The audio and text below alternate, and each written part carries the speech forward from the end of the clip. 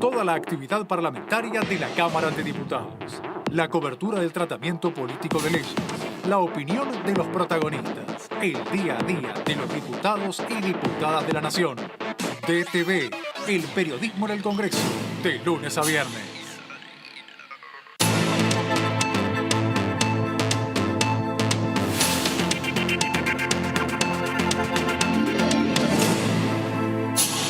Te voy a decir. ¿Qué tal? ¿Cómo les va? Buenas noches, muy bienvenidos. Aquí comenzamos el resumen en Diputados TV, toda la información de lo que tiene que ver con la actividad en el Congreso, todo lo que ocurre aquí en la Cámara Baja, la actualidad legislativa y las principales noticias del día están en Diputados TV, el resumen. ¿Repasamos los temas? Vamos.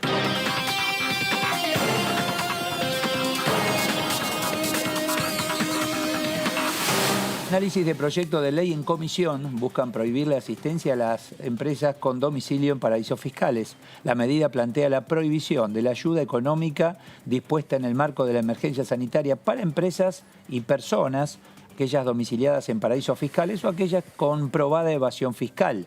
El análisis, que se inició ayer, continuará el próximo lunes a las 16:30. En instantes hablamos con el diputado Pablo Carro, autor del proyecto. Trabajo de diputados y diputadas por videoconferencia. Se reunió la Comisión de Familia, Niñez y Juventudes. Representantes de UNICEF y de la ONG Infancia en Deuda informaron a los diputados la situación actual en la que se encuentran los niños y cuáles serán los desafíos para la pospandemia. Según las cifras difundidas por el Organismo de Naciones Unidas, en 2020 pasaría de 7 a 8.3 millones el número de niños, niñas y adolescentes pobres aquí en nuestro país, de 1.8 a 2.400.000 los indigentes. Comisión de Presupuesto y Hacienda empezó el debate del proyecto de ley de aporte solidario y extraordinario de las grandes fortunas. La norma que propone que las personas con un patrimonio superior a 200 millones de pesos hagan una contribución por única vez al Estado. Inició ayer su tratamiento en comisión. Según las estimaciones presentadas en el proyecto, 12.000 personas deberán pagar el aporte y se recaudarían 300.000 millones de pesos para paliar las consecuencias de la pandemia.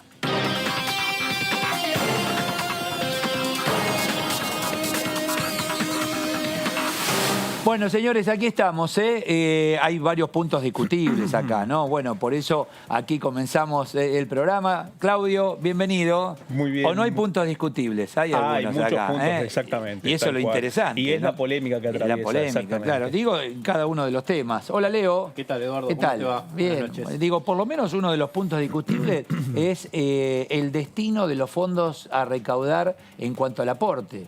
¿Tiene que ver solo con consecuencias de la pandemia o abrieron a otros, hasta se habla de energía, por ejemplo, en relación a algunos gasoductos, Leo? Sí, hay algunas cuestiones más. Que no tiene que ver con la pandemia, pero bueno.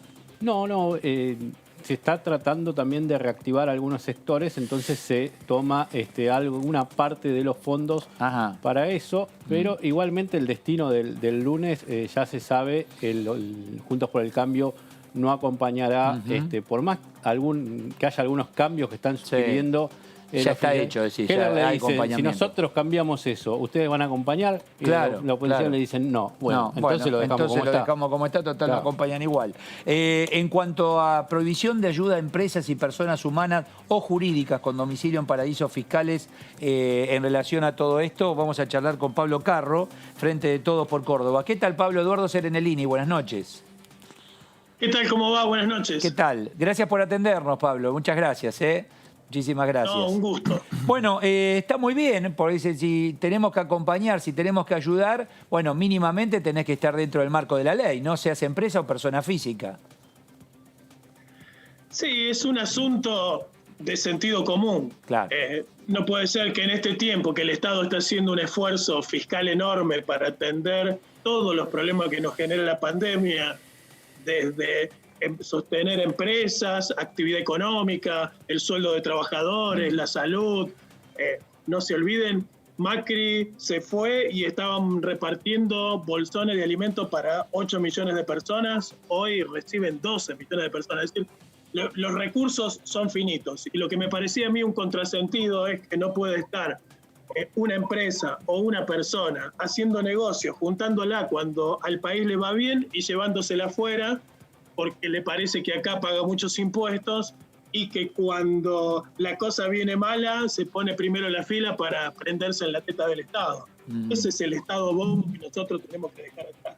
Necesitamos un Estado inteligente que ponga cada peso del presupuesto exiguo que tenemos, vaya a donde sea necesario. Hoy la tecnología permite hacer un detalle cauteloso y minucioso de estas compañías y de estas personas que están fuera de la ley. Mirá, sí, tal vez no en toda la profundidad que se quisiera, pero hoy ya tenés a la OCDE tratando de poner en caja esta situación, ¿no? La Organización del Comercio. No se olviden que en el 2017 le entregó un informe a la FIP de Argentina en la cual le mostraba que había más de 950 cuentas no declaradas en la Argentina con más de $1 millón en paraísos fiscales y que Abad lo metió en un cajón y que durante esos 2 años no se supo. Recién ahora cuando asumió Alberto empezó eso a salir a la luz. Es decir que hay datos porque hay organizaciones internacionales que se ocupan de perseguir esto, no en la medida en que sería necesario, porque la verdad es que se va mucha guita a los paraísos fiscales, pero hay que echar mano de eso y hay que terminar con el capitalismo financiero y la especulación, porque esos son todos capitales después que se convierten en especulativos que vienen a desestabilizar nuestras economías. Entonces me parece que es una señal importante que damos en esta dirección. Primero, para que el Estado no ponga guita donde no corresponde. Segundo, para darle una señal al mundo de que en la Argentina queremos hacer las cosas. En algún momento, y me permito salir un segundito del tema y ya regresamos, sería bueno que todos paguen también en cuanto a impuestos, ¿no? Porque también es una forma de colgarse de la teta del Estado sin aportar. Mirá, la inmensa mayoría de los argentinos paga impuestos, ni siquiera tiene forma de eludir impuestos. En mi caso, por ejemplo, soy profesor universitario. Vos toda la guita que recibís está en blanco, es guita que directamente te hacen los descuentos, vos pagás y después cuando consumís de vuelta volvés a pagar. Esa en general es la situación de la mayoría de los laburantes. Diputado Carro, ¿cómo le va? Claudio Mardones lo saluda desde el piso. No, tengo un problemita técnico, esperá porque ahí quedó. Ya vamos a volver con el diputado Carro. ¿Se entiende, no, la pregunta? Corriéndome un poquito de... Digo, bueno, también que aporten... Claro, él hablaba de relación a aquellos que están en relación de dependencia, pero me refería a empresarios pequeños, medianos, incluso en más de un gobierno me han respondido funcionarios, bueno, si pagan todo, tienen que cerrar el negocio, o tienen que cerrar la fábrica, o tienen que dejar de llevar adelante la profesión. Eso, de que uno va a un negocio y cuesta pedir el ticket. Cuesta que te lo den más que pedirlo. No, cuesta pedirlo, no. Digo, te ponen en la situación incómoda de que si vos lo pedís, sentís como, uy, mirá lo que estoy pidiendo. Pero ahí tenés que revisar esta famosa, o el famoso proyecto de decir, bueno, hay que hacer una reforma tributaria. Pues son es verdad que tenés un pie arriba de la cabeza, se pagan impuestos. Está calculado y esto es así. Trabajamos 7 meses, los que pagamos todo, para pagar impuestos solamente. Del año. ¿Entendés? O sea, está calculado eso. Entonces, bueno, también eso hay que en algún momento tratarlo, ¿no? Sí, entiendo yo, Claudio. Igual que a lo que se refería el diputado Carro, es precisamente que en el marco de cumplimiento tributario, impar o dispar que pueden tener determinadas empresas, también es cierto que hay muchas empresas que, por su nivel de facturación, por su situación patrimonial, están en condiciones mucho mejores que otras, y que por esa razón no deberían aplicar para la utilización eso lo entendí, lo entendí, pero ya que hablaba de colgarse la teta del Estado, me fui al otro, ¿viste? Pero que ahí, pero ahí hay una cuestión, porque una cosa tiene que ver con el contribuyente de a pie, que atraviesa, digamos, una presión fiscal desde el IVA hasta una serie de razones. Y otra es encontrarnos con un contribuyente que tiene bienes afuera, que no tributa, y que no lo paga. Y digo, porque el último caso más paradigmático es lo que mencionaba Carro, que tiene que ver con el acuerdo firmado por la Argentina con la Organización del Comercio y Desarrollo Económico para que hubiera un intercambio de información que le permitiera a la Argentina poder tener información fiscal de quienes tenían bienes declarados en el exterior para que no entraran en el blanqueo. Pero buscalos afuera y también buscalos acá adentro, porque el tipo que tiene la pila de dólares guardado en la caja de seguridad... pero es que me parece que en esas comparaciones a veces nosotros corremos el riesgo de descontextualizar el debate. Y una situación específica tiene que ver con el gran contribuyente que además de poder acceder a la ayuda económica en una situación de pandemia, también no solamente evada, sino que además puede acceder a esos beneficios teniendo las cuentas en el exterior y teniendo gran parte de sus bienes en el exterior no declarados. De hecho, no es lo mismo que en un contribuyente que va y paga el IVA todo el tiempo. No es lo mismo el que tiene un equipo de ¿Para qué lo tengo ya el diputado nuevamente? Diputado, a ver, nuevamente nos escuchamos. Ahí está. Sí, ahí estamos. Bien, igual estaba escuchando atentamente porque el debate interesante, es bien interesante. Claro. Bueno, a partir de ahora entonces quedó bien clarito esto de, aquellos que lo merezcan tendrán la ayuda de aquellos que no, poner en orden los números en principio, ¿no? Claudio. Yo pensaba una reflexión política derivada de eso, porque en la comisión de ayer de presupuesto, cuando presenté, primero asistí a las 4 horas y pico de debate sobre el proyecto de aporte solidario de las grandes fortunas, después tuve oportunidad para presentar mi proyecto y detrás mío habló el diputado Pastori, que dijo que iban a acompañar este proyecto en el recinto y entonces yo quería hacer una reflexión política, ¿no? No siempre Juntos por el Cambio es tan homogéneo como queremos creer, ni tiene esas posiciones tan duras como expresan algunos diputados. Me parece que allí hay una mirada más compleja. Muchos de ellos creo que incluso querrían votar a favor el aporte solidario, y vamos a ver lo que pasa en los próximos días. A mí me parece que hay una discusión abierta. Si somos inteligentes y no nos enredamos en la grieta como tratan de hacer muchos grupos concentrados, hoy es el poder concentrado el que saca provecho de la grieta. Nosotros tenemos que plantear proyectos como este que son de sentido común. Todo el mundo entiende que si vos estás evadiendo impuestos, después no podés ir a pedirle al Estado que te ayude. Si nosotros somos capaces de llevar este tipo de proyectos a recinto, vamos a complicar bastante a la oposición, porque son temas que es difícil oponerse, ¿no?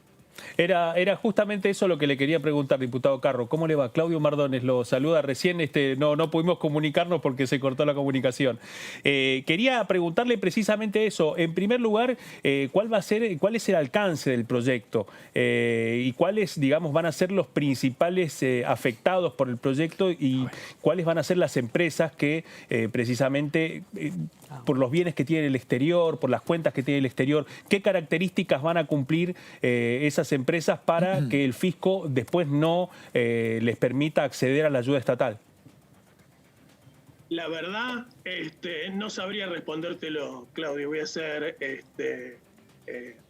ser honesto. Soy un profesor de comunicación en la universidad. Me pareció que era de sentido común que estas empresas no recibieran ayuda.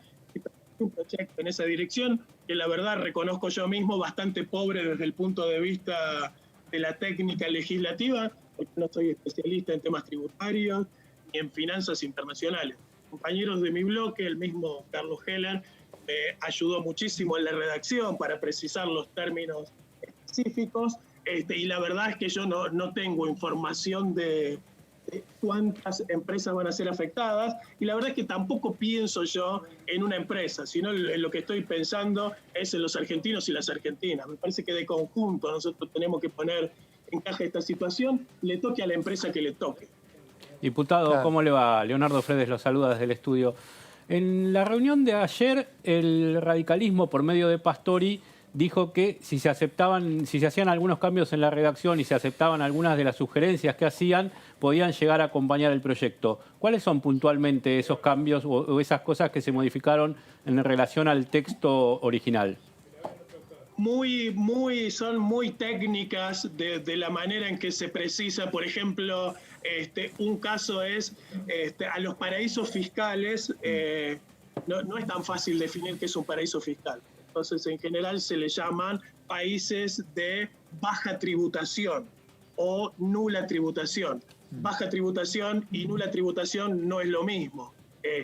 Una de las correcciones tenía que ver con que baja tributación también. Acá decía nula tributación mi proyecto, es decir que en realidad lo mejoraba el aporte de Pastori en la precisión. Y después no países, porque lo que ocurre es que en muchos casos los paraísos fiscales están dentro de países, pero no es la norma general del país, ¿no? Delaware está en Estados Unidos, pero tiene tributación baja como un estado propio. Hay reinados que están en esa situación. La verdad es que los aportes que hizo el diputado Pastori mejoraban claramente el proyecto, así que son aceptados sin ninguna duda, así que esperamos que poder tener el lunes un dictamen unánime. ¿Puede coincidir, pensando en voz alta, que alguien que está en esa situación, paraíso fiscal, etcétera, a su vez tenga el dinero como para ser aportante en este aporte solidario por única vez? Absolutamente, claro. Sí, es muy probable. Es muy probable. Hoy muchas empresas muy conocidas, muy importantes, a mí no me interesa hacer nombres, reciben ayuda del Estado y tienen guita en paraísos fiscales. Es así. Lo que pasa es que nosotros no podemos pensar de esa manera en la empresa o no. O puede ocurrir esto. Tenés Polka, que es una empresa de producción de ficciones audiovisuales que se declara en quiebra, pero uno de sus socios mayoritarios es el Grupo Clarín, que da ganancias.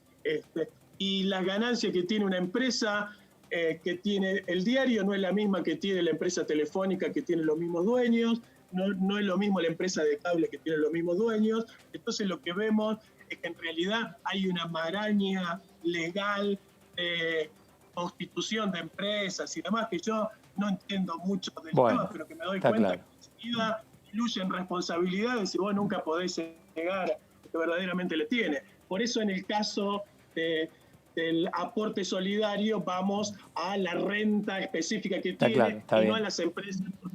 En el marco de la crisis no tiene sentido sobre una empresa, ¿no? Diputado Carro, muchísimas gracias. Feliz Día del Profesor. No, hoy es el Día del Profe. Profesor. Ahí está. Hoy es el Día del Profesor. Muy bien. Sí, le damos un saludo a todos, que la verdad si hay una de esta profesión sufrida y mal remunerada es la de los docentes, y tal vez digo yo que soy profesor y disfruto mucho con eso, una de las mejores actividades para realizar porque trabajamos con jóvenes y eso siempre es enriquecedor.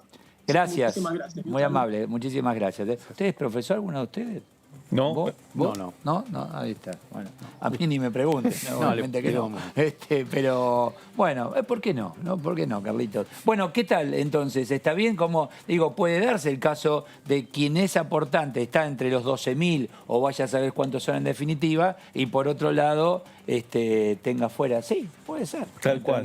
Sí, lo que plantea este proyecto es que precisamente... Perdón, en el fondo uno con el dinero hace lo que quiere. Sí, es tu dinero. Sí, después, el tema pasa... No pedir, eso el tema pasa por ver cuál es la relación de esa persona o de ese empresario que hace lo que quiere con el dinero que tiene y también cuáles son las estrategias que hace para no pagarle al fisco y además para no declararle al fisco los bienes que tiene o también contar con alguna arquitectura legal para esconder parte de lo que tiene y no declararlo al fisco. Algunos que esconden lo que tienen, no pagan y arman otras empresas con lo que no pagan. Es cierto que es una pregunta de sentido común, porque ahí, digamos, en el Estado, cómo el Estado va a avanzar en concederle una serie de cuestiones y de beneficios cuando se encuentra con una empresa que está con esa vamos a ser sinceros, en la práctica eso pasa desde que el hombre es hombre.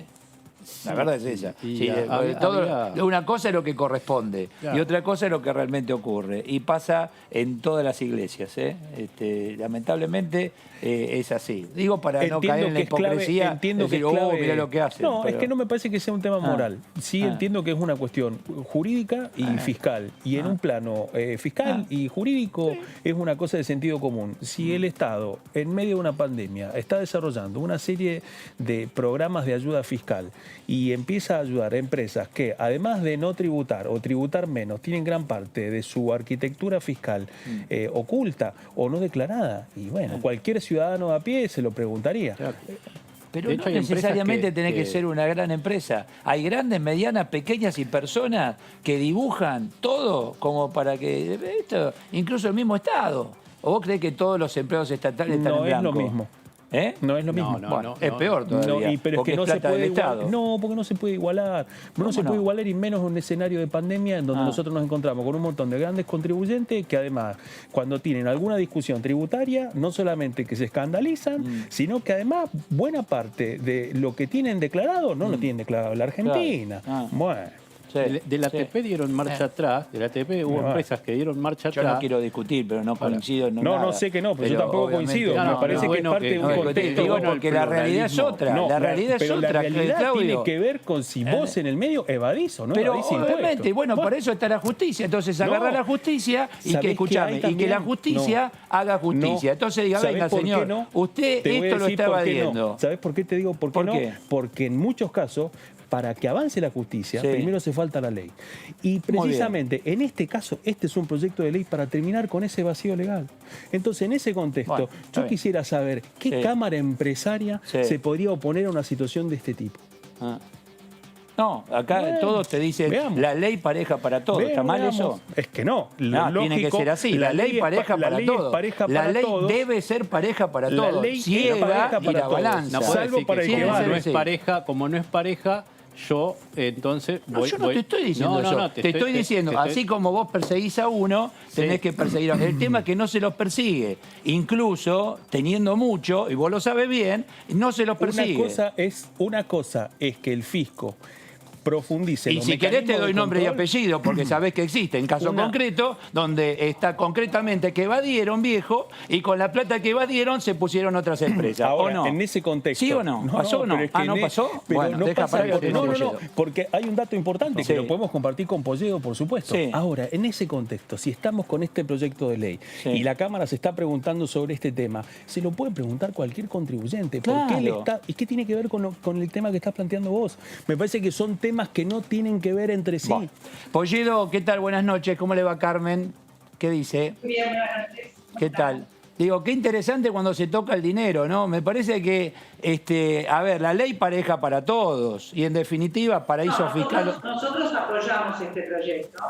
Está muy bien. Porque nos parece que corresponde, sobre todo, recién lo escuchaba también al diputado Carlos, que él aceptó las propuestas de Pastori, así que no vamos a tener problemas. Con lo que no estamos de acuerdo es con el otro proyecto, con el proyecto de lo que ayer discutimos largo con el diputado Heller y los demás compañeros de la Comisión de Presupuesto y Hacienda. Lo que tenemos por de pronto es un tema semántico, para nosotros no es un aporte solidario o un recurso extraordinario, es un nuevo impuesto.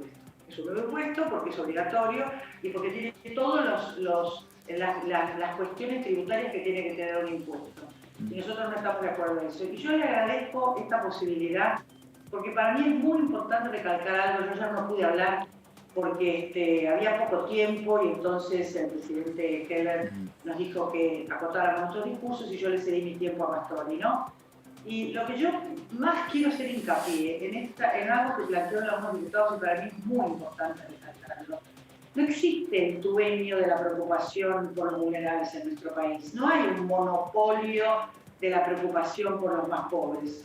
No es que nosotros defendamos a los ricos porque no nos importan los pobres y por eso somos los malos del cuento. No. Y los que defienden a los pobres son los buenos del cuento. No. Nosotros defendemos a todos los argentinos porque creemos que esto es un nuevo impuesto que es absolutamente injusto como está planteado, porque es un tema conceptual.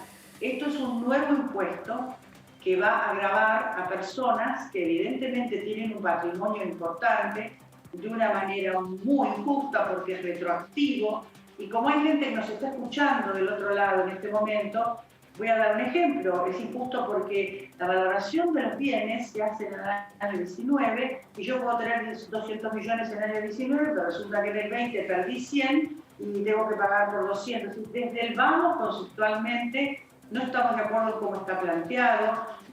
Afecta el principio de capacidad contributiva porque si una persona tiene 200 millones de pesos pero tiene una deuda de 150, no le graban sobre 50, le graban por el total. Es decir, hay un montón de cuestiones conceptuales que no estamos de acuerdo. Pero también, y lo dijo ayer un diputado, y me parece que es muy destacable, nosotros tenemos que hacer un esfuerzo todos. Nosotros fuimos con un proyecto para que todos los dirigentes y los altos funcionarios de los 3 poderes del Estado nos bajáramos los saberes. Y nos dijeron que no. Entonces, ¿cómo le voy a pedir siempre yo al privado y el Estado no va a hacer por lo menos un uso más austero de sus gastos? Tiene que haber un sentido común, tiene que haber un hilo conductor. Nosotros queremos que esa gente invierta, que dé más trabajo, que abra nuevas fábricas, pero ni siquiera fábricas. Ayer decía alguien, daba un ejemplo muy interesante, una persona que tiene una cadena de restaurantes o una cadena de hoteles. ¿Qué ganas le van a quedar de seguir invirtiendo y seguir abriendo fuentes de trabajo cuando se da vuelta y tiene un impuesto de estas características? Nosotros tenemos antecedentes en el país de impuestos que eran por una sola vez y nunca más se fueron.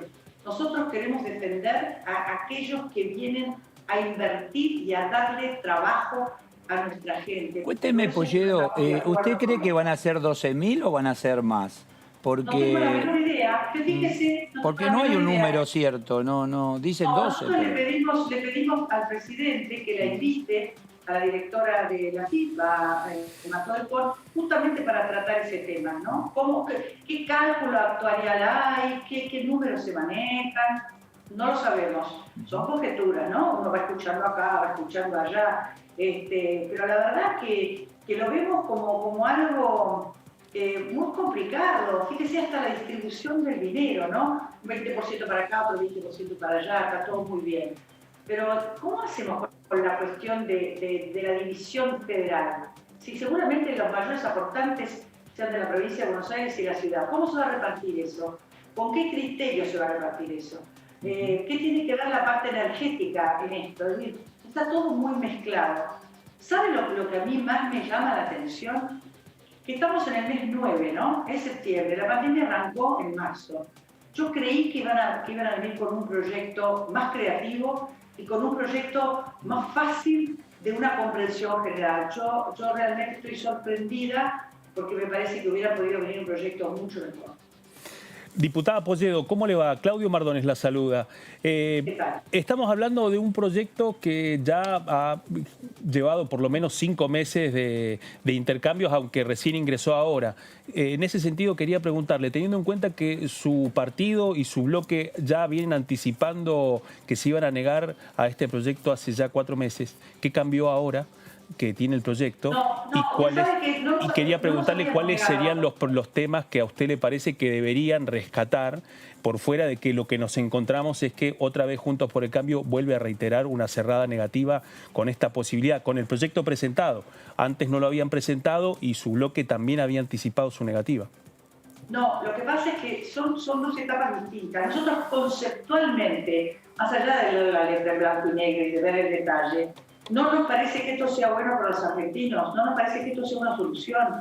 Nos parece que es simplemente un parche, que lo único que busca es rápida y efectivamente decir sí, le saco al grupo más adinerado para darle al otro, y para nosotros no pasa por ahí la solución. Ahora, cuando lo vemos escrito, que cuando entró, que hasta ahora ahí eran todas, ¿no? Digamos, dijo fulano, dijo menor, pero cuando lo vimos escrito, estas cuestiones que yo le mencionaba, realmente nos parece preocupante. Usted imagínese una persona que paga bienes personales el 2,5 y después le suman hasta un 7,5. Es confiscatorio, es decir, tenemos que tener cuidado porque no se puede tributar una ganancia. Entonces, sino una quita del 7% al patrimonio al final. Entonces es muy complicado esto. Entonces, pero lo que yo me quiero detener, y por eso me es muy importante hablar con ustedes hoy, es que más allá de las cuestiones técnicas, que le acabo de nombrar algunas, conceptualmente nosotros no encontramos que esto pueda ser la solución. Y sobre todo, tenemos que ser todos ejemplos. No solamente ir a sacarle a una parte de la sociedad. Tenemos que tener conciencia de responsabilidad cívica todos los argentinos. Y yo me pregunto, el Estado, nuestro gobierno, ¿qué esfuerzo ha hecho? ¿Dónde ha visto usted un recálculo del Estado argentino en términos de ejemplaridad? ¿No? Nada.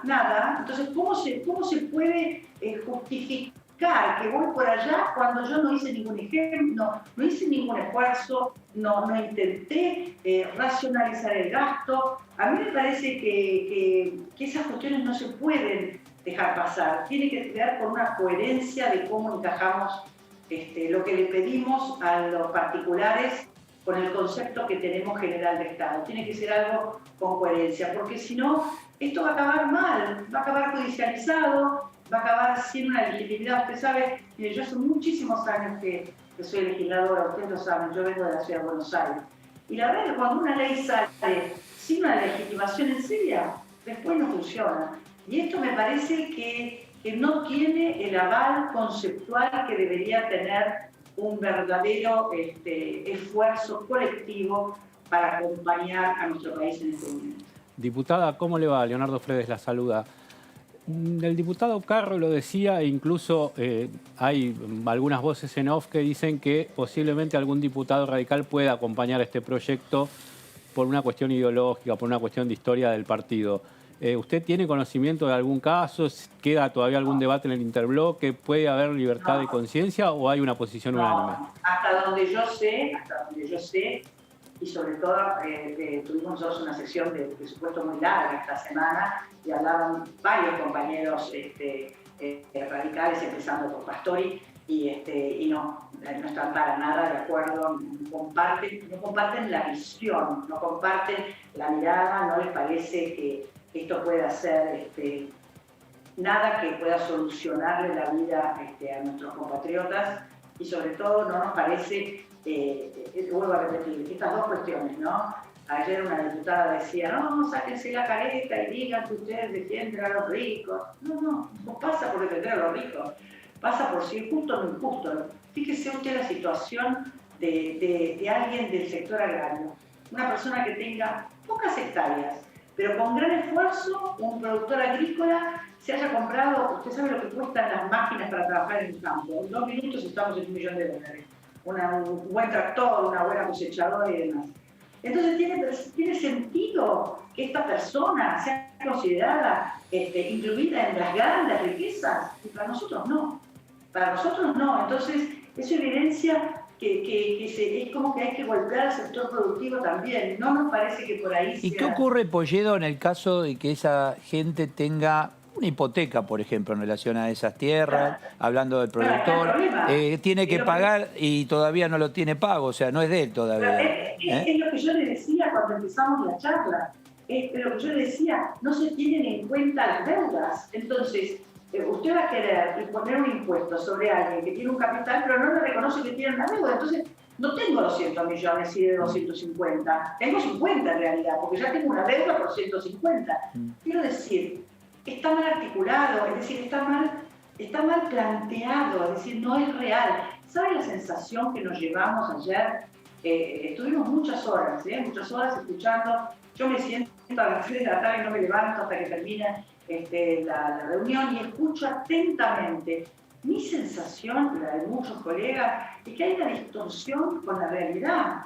Es como que estuvieran viendo otro mundo y no el mundo real de la gente que invierte para tratar de desarrollarse, de crecer y de poder seguir dando trabajo, porque si no, no es lógico que se plantee... Usted dice que hay superposición incluso, a ver, porque bienes personales y se suma este aporte, ahí tenemos una superposición, Claro, el famoso principio de no confiscariedad que se estaría violando, porque si usted paga 2,5 puntos, ¿no?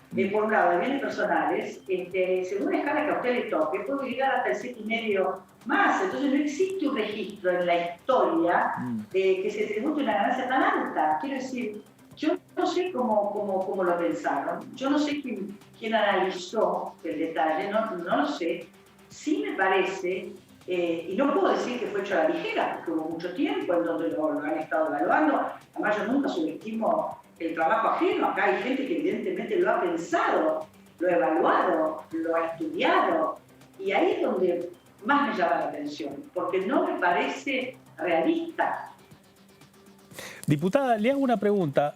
Mucho antes de que el oficialismo presentara el proyecto, Juntos por el Cambio presentó en el Senado también un proyecto que planteaba una especie de aporte extraordinario. Sin embargo, eso implicaba que cualquier persona que tenía un patrimonio determinado podía declarar ante el Estado como una contribución el hecho de que construyera dentro de su condominio y eso lo podía declarar como una especie de aporte para poder cumplir con esa ley.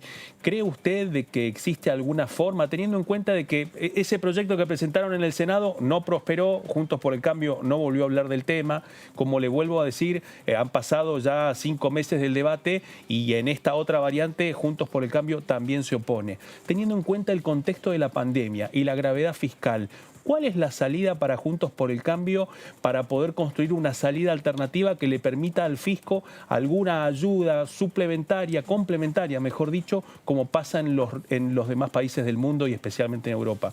¿Para usted le parece que existe alguna posibilidad de hacerlo o se niega rotundamente a que el Estado pueda conseguir alguna ayuda extraordinaria en un escenario de este tipo? Mire, yo no me niego rotundamente a nada. Yo estoy abierta a escuchar planteos que yo crea que son verosímiles en términos de realizables, ¿no? A eso me refiero. Pero yo lo que sí estoy absolutamente convencida, porque ayer un diputado decía, a mí me van a tener que convencer. Yo le aseguro que con total humildad estoy absolutamente convencida que esto es lo contrario a lo que hay que hacer. Lo que hay que hacer es al revés, reglas cada vez más claras, para que la gente tenga confianza y siga invirtiendo, dando puestos de trabajo. Mire, a mí me duele mucho enterarme, y fue otra de las preguntas que hicimos ayer, de argentinos que se trasladan a otro país, ¿no? Y que se van porque la Argentina no les está brindando ni la seguridad ni la confianza para quedarse. Entonces nosotros hacemos todo lo contrario. Nosotros lo que tenemos que hacer es darles reglas de juego claras, posibilidad de trabajo tranquilo, asistencia jurídica en serio, que la justicia funcione, como decían ustedes, a veces hay baches legales y hay que solucionarlos, pero lo contrario a perseguir, a imponer y encima a hacer un relato de esto, a decir que esto no es un impuesto, sino que esto es un recurso extraordinario y la otra palabra era un aporte solidario, como si los empresarios fueran todos no solidarios o nosotros no fuéramos solidarios porque no estamos de acuerdo con esto. Esa simplificación me parece que es negativa. Y lo que sí siento es que la gente común, la gente que lo escucha, la gente que lo ve, no entiende. Lo entiende porque es injusto. Entonces, cuando usted se basa en un principio en donde no existe un sentido común, una coherencia y una injusticia, como estas cuestiones que hemos conversado en este momento con ustedes, la gente rápidamente se da cuenta que esto es algo así, bueno, vamos, si pasa, pasa y tratemos de ver qué juntamos. A mí me parece que esta no es la forma. Yo creo que la forma de ayudar en esta pandemia es darle seguridad cada vez mayor a los empresarios grandes, chicos y medianos, porque mire que no le hablé de los grandes poderosos. Le hablé de un chacarero que haya tenido la posibilidad de, con todo el sacrificio, comprar un instrumento de trabajo que son carísimos, si ustedes lo saben. O le hablé de una persona que tiene una empresa y una pyme que tiene 4 o 5 restaurantes o 4 o 5 hoteles. Entonces, si a todas esas personas las seguimos castigando y las seguimos persiguiendo, paralelamente con un Estado que no achica o por lo menos no racionaliza y no ajusta, no es más austero, la gente no lo va a aceptar. Entonces me parece que este no es el camino, que tenemos que ir por el camino de lo racional, de la seguridad, de la confianza y del equilibrio. Y esto no es equilibrado. Diputada Pollero, gracias por estos minutos, muy amable. Al contrario, muchas gracias. Muchísimas gracias. Hasta luego. Y va a ser discutido, Va a ser discutido. Totalmente. ¿Cuándo es la próxima reunión? ¿El lunes? No, el lunes va a ser discutido, pero va a tener dictamen. Ya tiene consenso. Sí, no sé si se puede judicializar mucho. Me parece que lo estudiaron y la diputada dijo que lo habían visto especialistas. Obviamente hay algún gris ahí con el tema de la doble imposición. Sí. Porque ya pagaste bienes personales y estás pagando... Sí. No, y después hay otro tema que cuestionaban varios esta semana cuando íbamos charlando, ¿a dónde va a parar ese dinero? La afectación específica. Si vos me decís, bueno, tiene que ver con salud por la pandemia, bueno, tiene que ver con el sistema de salud, bueno, ahora, es cierto, energía, el gas, es algo importante para Argentina, sí. Para el sur, para el norte, hay cantidad de situaciones. Ahora, el dinero va a ser distribuido para... Ahora, hay algo importante. Fuera de la pandemia, eso no tiene nada que ver con la pandemia. No, porque el proyecto lo que plantea es que precisamente una de las consecuencias más graves de la pandemia se da en los sectores más vulnerables.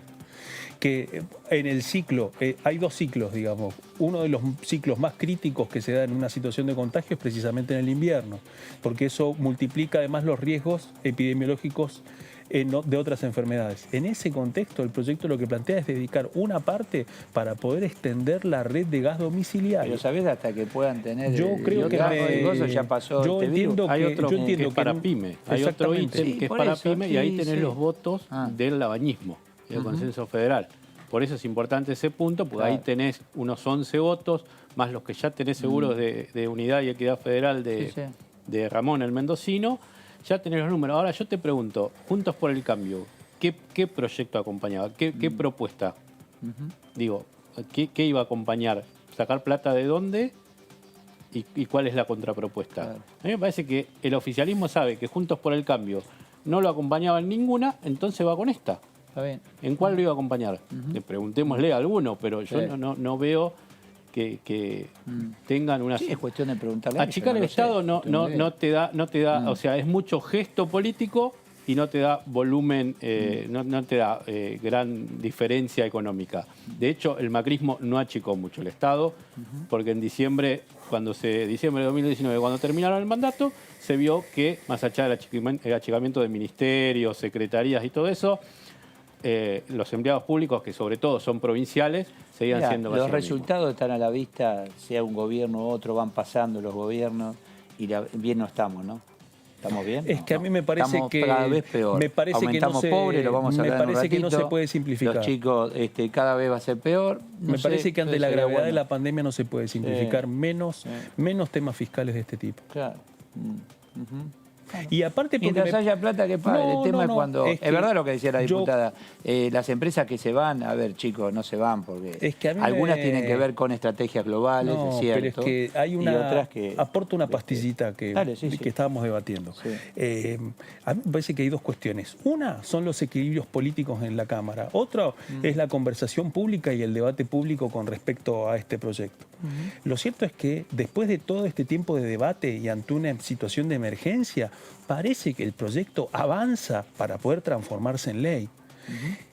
En el plano también termina siendo un espejo incómodo en el marco de la pandemia también para la oposición, porque hasta este momento la oposición se opone. En el plano de la conversación pública muchos defenestran esta idea, pero hasta ahora nosotros nos seguimos encontrando con la oposición sin ofrecer distintas alternativas para poder afrontar la crisis. Este es el tema. ¿Qué alternativa te dan? Ese es el tema. Y guarda que no estamos hablando de un tema que solamente pasa en la Argentina. Es un debate que atraviesa todos los países del mundo. El mundo con superávit y sin superávit. Eso digo, con superávit fiscal y sin superávit fiscal. La situación económica o endeudadísimos. que tiene, no sé, Alemania no es la que tenemos. Pero es que a mí me parece que parte de ese contexto también es muy importante para poder entender en una situación de este tipo cómo se empiezan a entrelazar distintas herramientas a las que podía echar mano el Estado para afrontar la crisis. Y eso, insisto, termina siendo muchas veces un espejo incómodo, a veces para la oposición o para distintos sectores de la oposición y también para el oficialismo.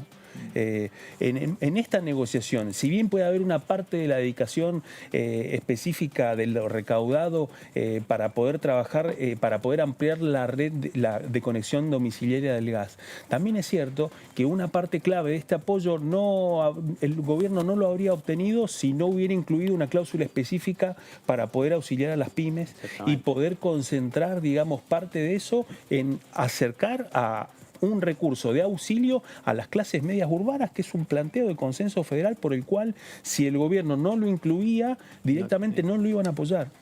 Claro, y estamos hablando de un sector de la oposición. Y después, lo que te ofrecía Juntos por el Cambio, que es lo que yo te decía recién, a ver qué contrapropuesta Pastori deslizó en la comisión de ayer, que podía ser ir a buscar la plata que está en los paraísos fiscales, que son casi lo mismo, o sea, no proporcionalmente lo que se cobraría con este impuesto, pero nadie, o sea, Heller le contesta, no vamos a los paraísos fiscales porque es un tema que trasciende a la Argentina. O sea, no hay una legislación argentina. Esto se trata entonces cuando lunes, ¿no? Le dan, el lunes 16:30. Ya creo que ya está prácticamente... Sí, van los dos temas con dictamen. Van los dos temas, está bien, está bien. ¿Y después qué sigue? El proyecto de ley, y después qué es la... Y ahí va a entrar la semana que viene el FGS y posiblemente estos dos temas en una sesión. Está bien. Las deudas, ¿te acordás las deudas provinciales con la ANSES, que ya tienen dictamen, más estos dos temas? Y fíjate que empalmás todo esto con el presupuesto 2021, ¿no? Es que gran parte de todas estas cosas van a cruzar indefectiblemente el presupuesto. Claro. Exactamente. Y ahí, ¿de dónde se van a agarrar también? Bueno, es que ahí el presupuesto lo que ofrece, digamos, son por dos cuestiones. Por una parte, las perspectivas del oficialismo y del gobierno, tanto en términos de crecimiento, de inflación y la dinámica económica para el año que viene. Ahora, es cierto que parte de las negociaciones que no terminen de germinar con el proyecto extraordinario y con todas estas iniciativas van a terminar siendo concentradas en la discusión del presupuesto en una agenda legislativa que posiblemente se extienda durante todo octubre hasta poder llegar a una síntesis concreta de presupuesto. Incluyendo reforma judicial también en paralelo con el presupuesto. Vos acordate que tenés creación de juzgados, tenés intereses de varias provincias. Entonces, la idea me parece que es tocar todo para que esté todo junto arriba de la mesa de debate. Sí, ¿y es realista el presupuesto? ¿Lo ven realista ustedes? En relación a cómo estamos, qué sé yo, el dólar, solamente el dólar. Fíjate, marcaron en presupuesto un dólar de 101 y ya lo tenemos 130. Hoy, por ejemplo. Mi fuerte no es la economía, pero me parece que si tenés un dólar a 101... No, lo pusieron 101 para el año que viene. 101 promedio para el 2021. Sí. Y a las 3 horas lanzás las medidas que lanzás, o sea, no es coherente. Y la inflación, tenés una situación también. Digo, nunca los presupuestos coinciden. Es que aparte, es difícil. El tema no es que el presupuesto coincida, sino que es un plan de cuentas para iniciar una de las negociaciones presupuestarias del Estado más complejas de los últimos años. Sí. Pensemos que además es el diseño del presupuesto de lo que podría ser el primer año de la pospandemia, en un contexto en donde la primera arquitectura que presenta el oficialismo es para abrir una complejísima negociación que va a llevar por lo menos 60 días. Y que a partir de eso, gran parte de esas estimaciones se van a retocar, se van a revisar e, insisto, también implican un marco de negociación muy importante en donde la oposición va a también poder plasmar cuáles son sus perspectivas y sus discrepancias. Sí, puede ser. Sí, porque tenés que... no sabes, otra vez decimos lo mismo que el otro día, no sabes cuándo termina la pandemia, no sabes cuándo terminan los ATP, no sabes cuándo termina el IFE, no sabes cuánta plata necesitas para eso. Entonces, ¿IFE y ATP sigue el año que viene o termina? Porque creo que escuché que decían que terminaba, que la intención no era... que no está incorporado en el presupuesto. Pero si vos tenés un rebrote de pandemia en diciembre, ¿qué presupuesto tenés? Claro. Bueno, ahí verán a ver qué hace. Sí. Pero creo que en serio, que no está... es más, que en el presupuesto no está, ni el ATP, ni... Pero bueno, siempre tiene margen para incorporarlo. Es el arranque de la negociación, totalmente. Claro. El punto de partida. El punto de partida, exactamente. Hacemos una pausa. Estamos aquí en Diputados TV, el resumen. Enseguida volvemos.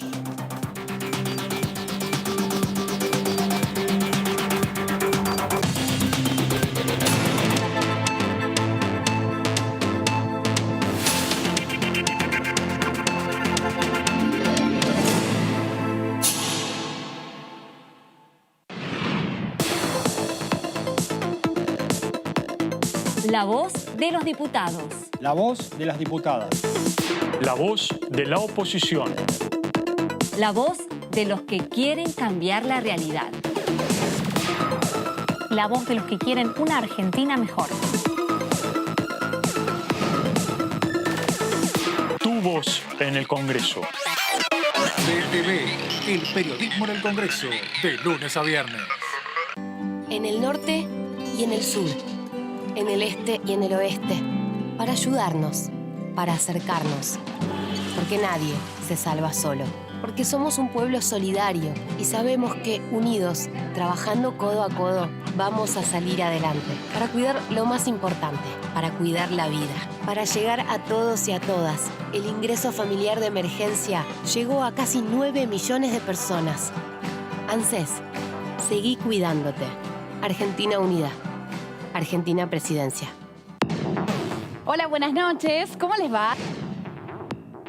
¿Cómo viviste el desarraigo, el apostar por la política, el salir de tu ciudad natal? Fue difícil, fue chocar con esa enorme ciudad que muchas veces maltrata y con una cantidad de prejuicios. Sí tenía decidido ir a Buenos Aires, eso era una decisión de vida. Y después fuimos a ver periodismo, abogacía, y ahí descubrí ciencia política. Mirá. DTV Entrevistas, viernes 21 horas. El periodismo en el Congreso. Proyectar. Ampliar. Reformar. Disfrutar. Habitar.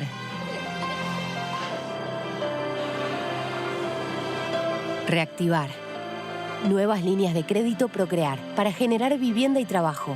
Conoce más detalles y cómo inscribirte en argentina.gov.ar/procrear.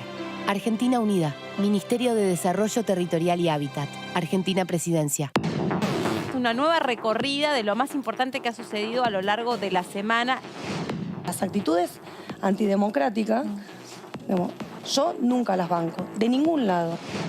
Me parece que lo habitual, lo normal es debatir los temas y sesionar de manera presencial. Es un hecho absolutamente autoritario que un bloque minoritario tache un tema de la agenda parlamentaria. DTV, el periodismo en el Congreso. Este sos vos. Hoy decidiste no quedarte en casa y pusiste en riesgo de contagio a 3 personas más. Ahora Juli, Fabi y Rubén tampoco se quedan en casa y pueden llegar a contagiar a 3 personas más cada uno. Esa es la forma en la que crece la famosa curva de la que todos hablamos. Quedándote en tu casa, evitas contagiar a muchas de estas personas y la curva baja. Así nos permitís preparar el sistema sanitario para atender a los contagiados y contagiadas. Quédate en tu casa. Argentina Unida. Argentina Presidencia. Bienvenidas y bienvenidos a Punto Género. Nosotras cuando presentamos el proyecto por la Ley de Identidad de Género allá en el 2006 decíamos el derecho a la identidad para acceder a todos los derechos. Claramente es eso lo que está sucediendo. La formación para el empleo de personas travestis, transexuales, transgénero y la terminalidad educativa, un acompañamiento desde las políticas públicas, así como también toda una articulación con las áreas de recursos humanos para que las personas trans que ingresen una vez en la administración pública desarrollen sus tareas libres de discriminación y violencia. Punto Género. Domingos, 21 horas, por DTV.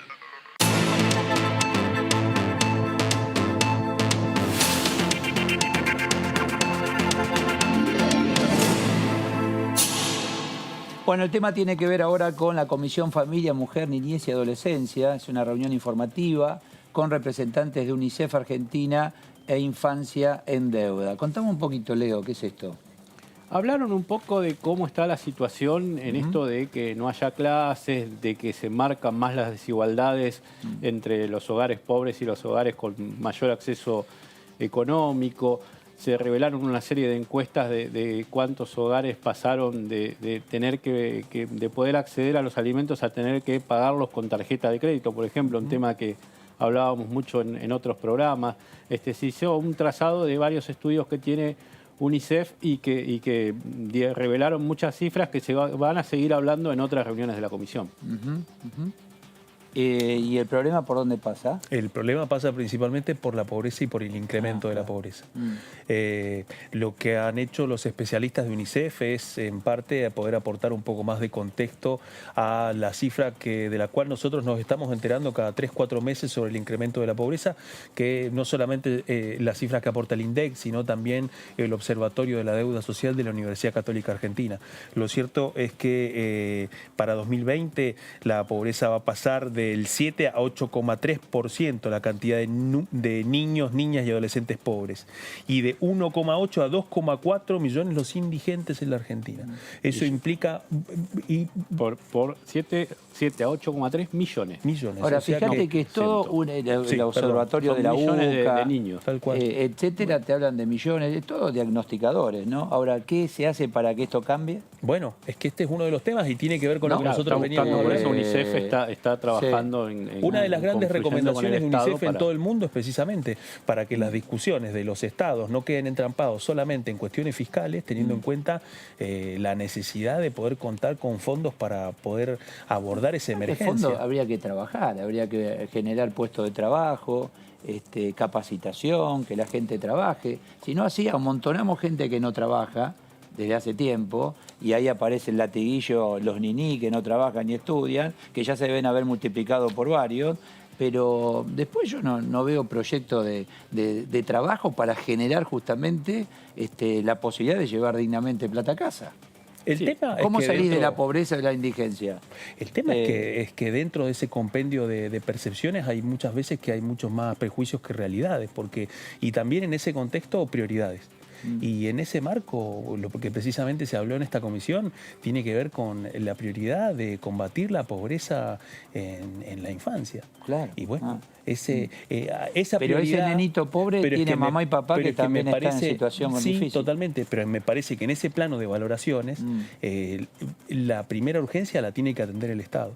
Y en una situación en donde esa pobreza se incrementa a partir del marco de la pandemia, me parece que uno de los temas es poder hacer foco en eso. Entiendo que el resto de la formulación de políticas públicas y económicas se van a seguir canalizando a partir de este disparador, pero no son equiparables. En el mientras tanto lo tenés que Y no hacer. es equiparable No hay una cosa con la lugares de otra. donde se saque el dinero y donde no salir de la pobreza, generando actividad. La riqueza de ese debate se da precisamente en el arranque de la discusión del presupuesto ahora. Por eso a mí me parece que en el contexto en donde se están discutiendo tantas herramientas fiscales, cuando estamos caminando hacia el 6º mes de la cuarentena, que esta comisión pueda invitar a los especialistas de UNICEF para poder dar un pantallazo del empeoramiento de la pobreza, me parece que no es una estrategia dislocada del resto. Roxana Reyes estuvo aquí en los estudios de TV y esto decía.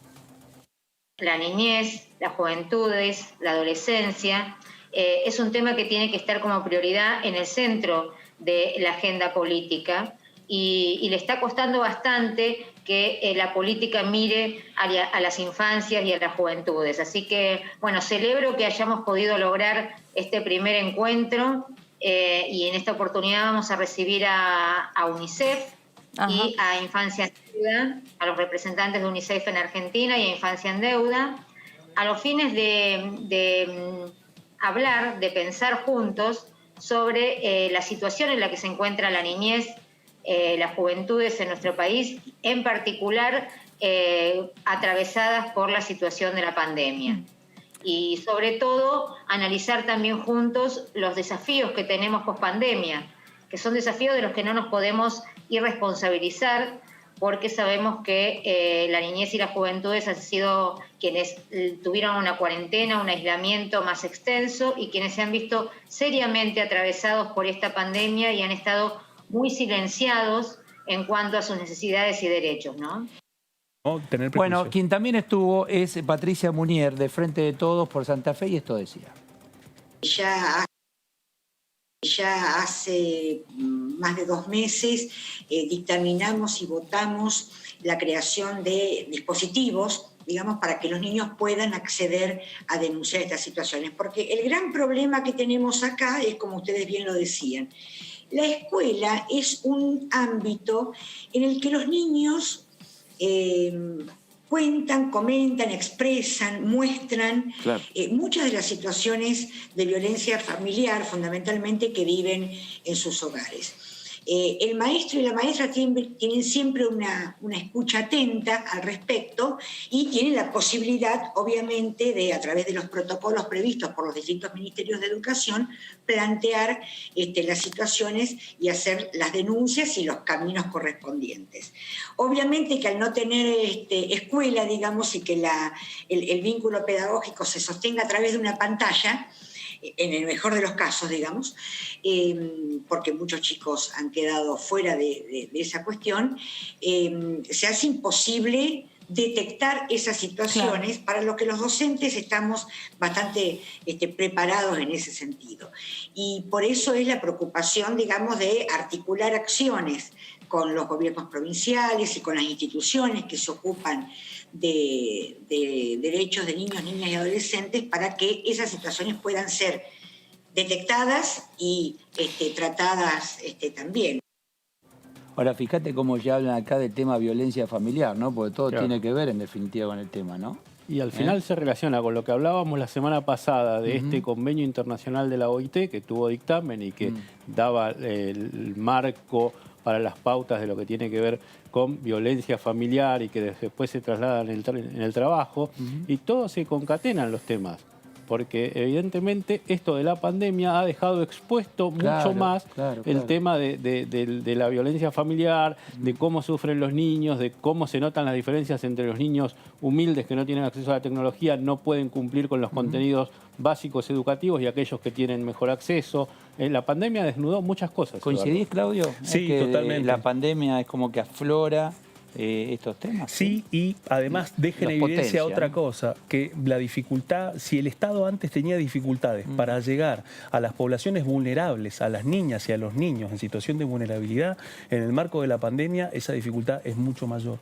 Y esa situación no tenemos todavía conciencia de la gravedad de lo que está pasando. Entiendo que recién ahora lo que sí podemos ver un poco es cómo está impactando en la vida de niñas, niños y adolescentes el impacto de la pandemia solamente a partir de una cifra que tiene que ver con el incremento de niñas y niños pobres.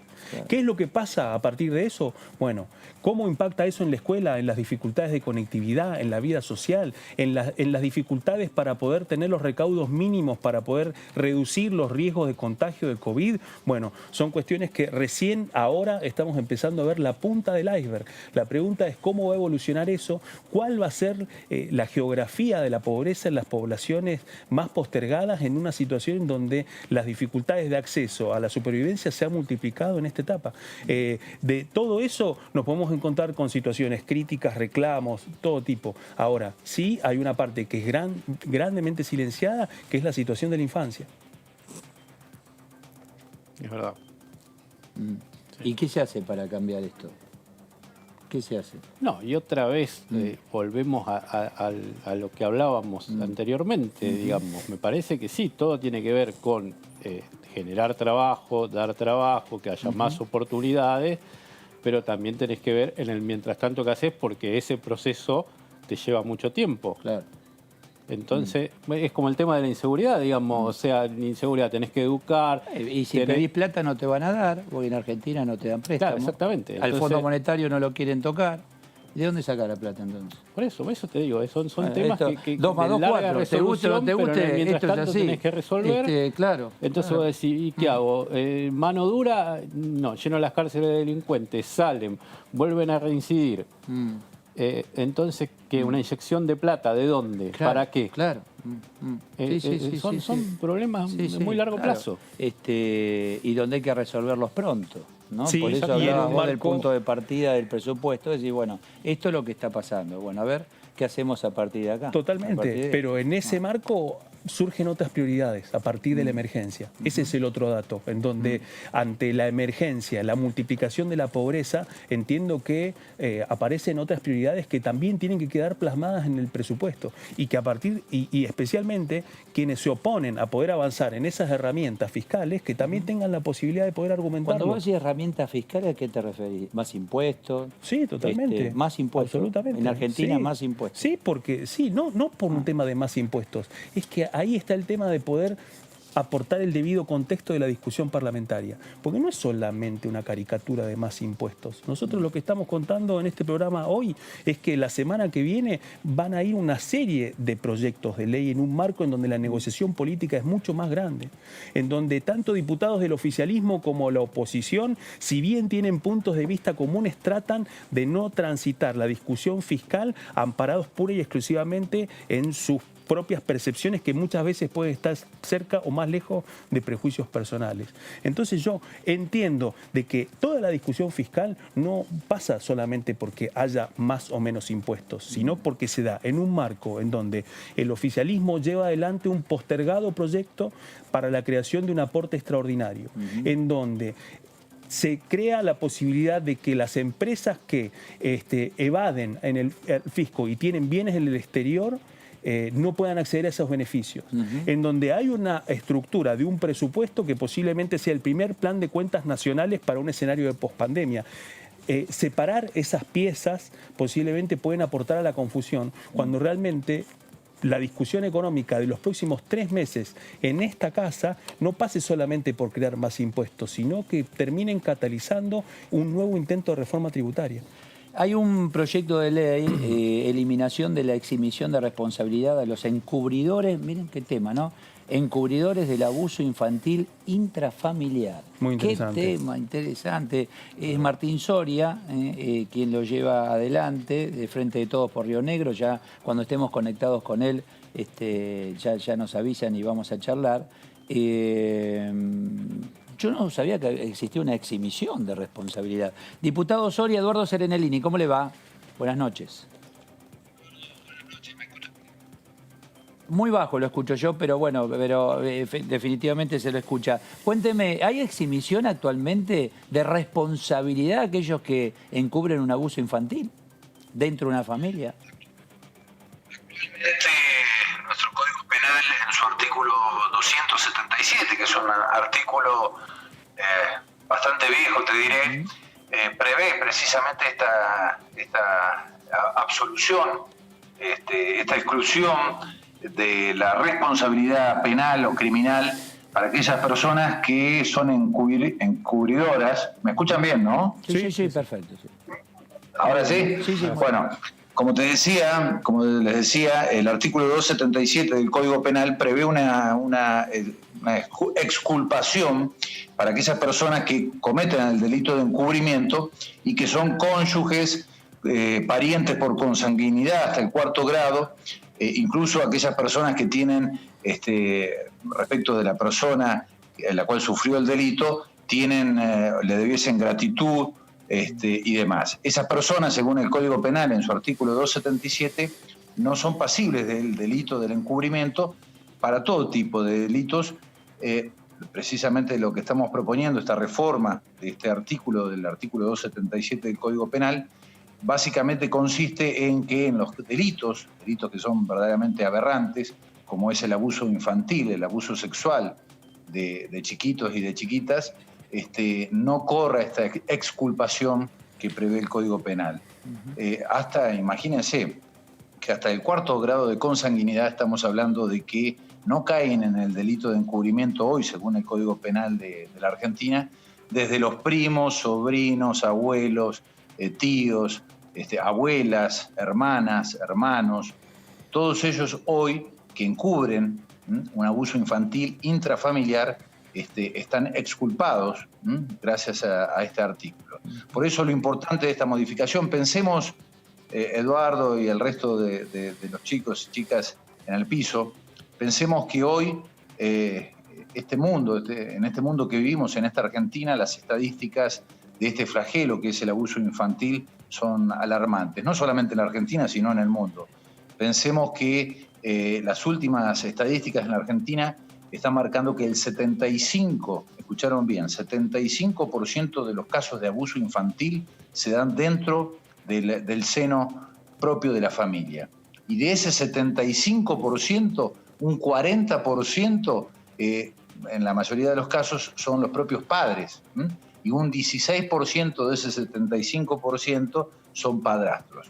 Las estadísticas también reflejan que este flagelo del abuso infantil, el abuso sexual infantil, se está dando en el mundo. Hace algunas semanas atrás, la Organización Mundial de la Salud decía y daba cifras que son alarmantes, ¿no?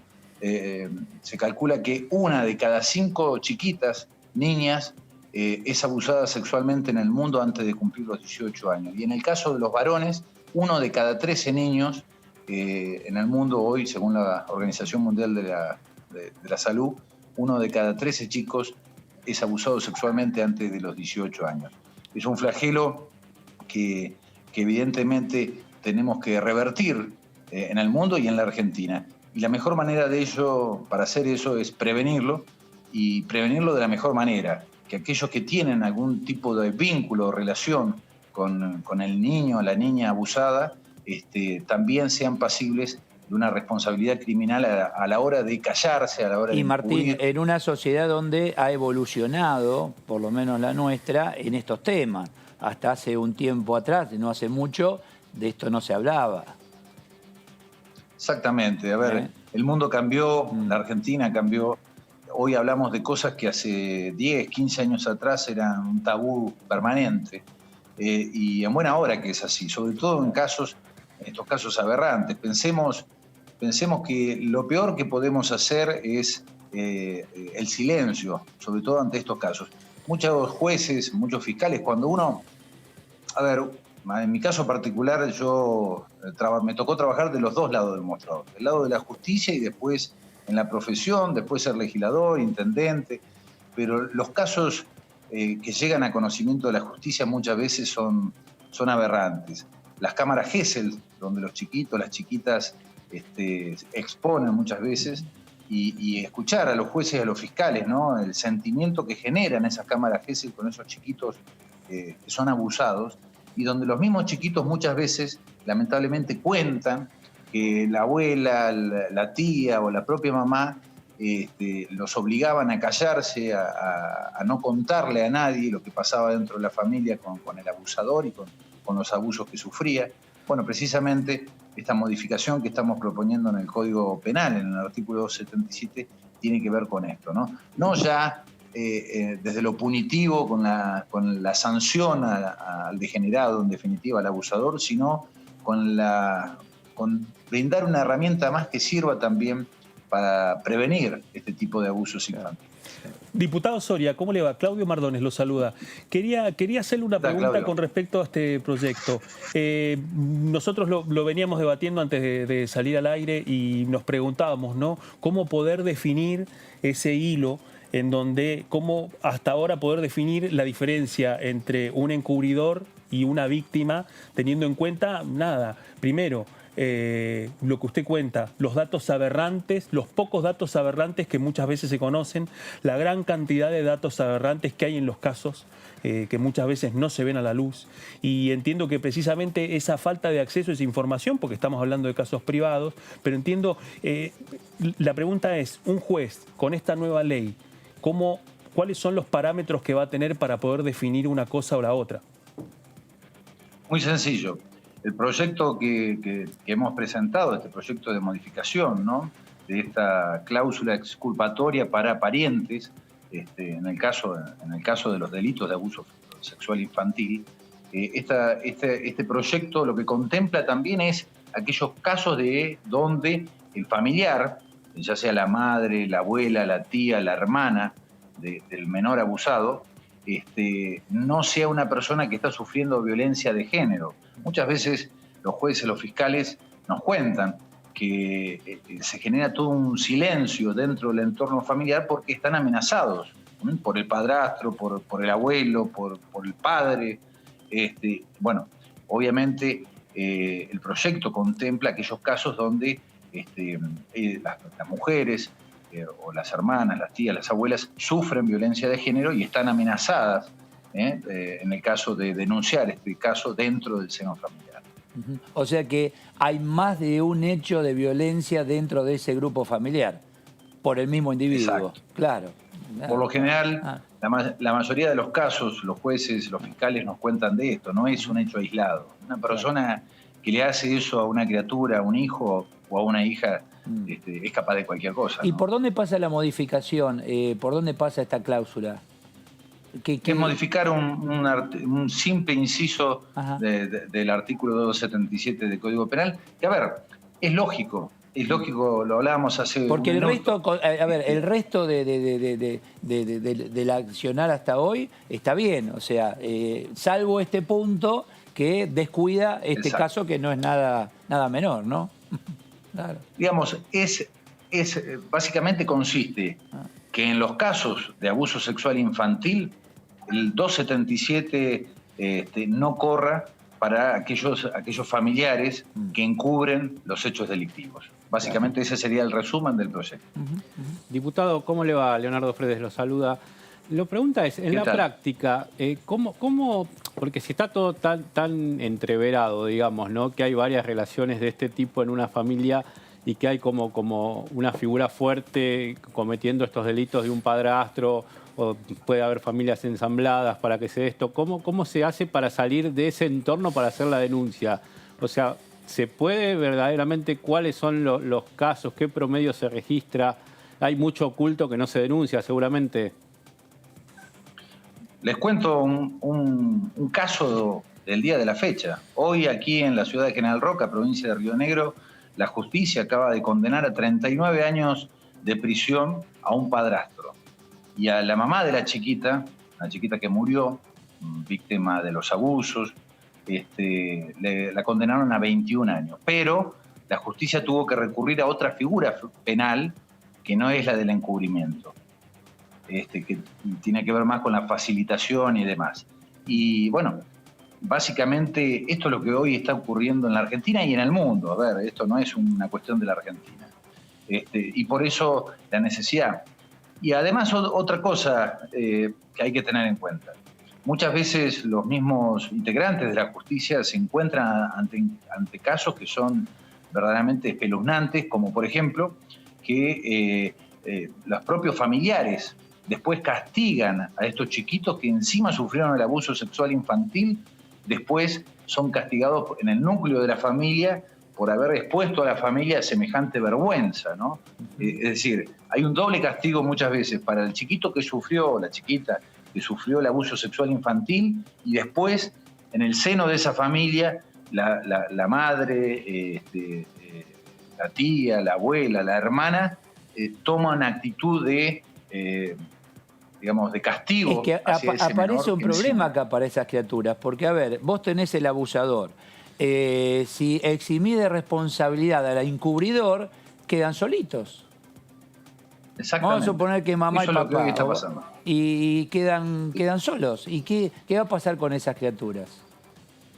Bueno, vos sabés que en la Argentina hay ya varios proyectos. Uno de los proyectos que presentó precisamente mi hermana, actual intendente de la ciudad de General Roca, tiene que ver con la agilización de los procesos de adopción para estos casos, estos supuestos, donde la criatura que fue abusada no puede volver al núcleo familiar por el castigo que puede llegar a recibir. Bueno, hay mucho por trabajar, hay mucho que reformar, agilizar en el Estado. Diputado Soria, buenas noches, gracias, muy amable. Gracias a ustedes. Gracias. Muchísimas gracias. Claro, vos pensás, mamá, papá, y vive con el otro, o no, o solitos. Tal cual. Y encubre el abuelo, o la abuela o la hermana mayor. Gravísimo. Y como ahora no van a estar eximidos, bueno, usted encubrió, entonces usted va a ser también... ¿Y qué hace esa criatura? Bueno, ¿qué hacen esos chicos? Son composiciones Ahí está la familiares, adopción. son 4 o 5 familias viviendo en un mismo ámbito. Y a veces, claro, sí. Arriba, atrás, al lado, Sí. se mezclan parentescos, o sea, no es... No, y a veces en familias con poder adquisitivo, con dinero, pasa también. No te creas que solamente donde no hay dinero. Exactamente. Qué sé yo, pasa de todo, lamentablemente. Bueno, así que esto avanza también. El tema para el próximo martes, presupuesto, viene Guzmán, ¿no? Así es. Dicen que viene Guzmán y se está confirmando si Guzmán mañana... sí que va a tener que responder preguntas. Sí, va a tener varias. Dicen que mañana... ¿Qué le pasa con el cepo al dólar, Guzmán? Porque dijo una cosa y a las horas se dio todo vuelta. Mañana va a tener una especie de coacheo con los integrantes del bloque de él, el bloque del Frente de Todos, para coacheo es un... digo por ponerle una palabra, ¿no? Porque alguno le va a preguntar, bueno, ¿qué decimos ante este tema? El fin de semana cuando nos llamen los medios, ¿cómo contestamos esto? Porque lo que hablábamos antes, ¿no? El tema del dólar, el tema de la inflación, ver un poco para dentro del bloque cómo está el clima, qué demandas hay, incluso porque desde el propio oficialismo también a veces piden tal obra, tal situación en la provincia, para después estar frente a todo el plenario de la Comisión de Presupuesto el martes. Sí. A ver, en el mientras tanto, Claudio, ayúdame, aparece el tema jubilatorio, ¿no? Sí, van a enviar la fórmula. Van a enviar la fórmula antes de fin de mes, exactamente. Por eso decía de que eso también se suma adentro de las piezas y las fichas que se van a empezar a barajar en la Comisión de Presupuesto.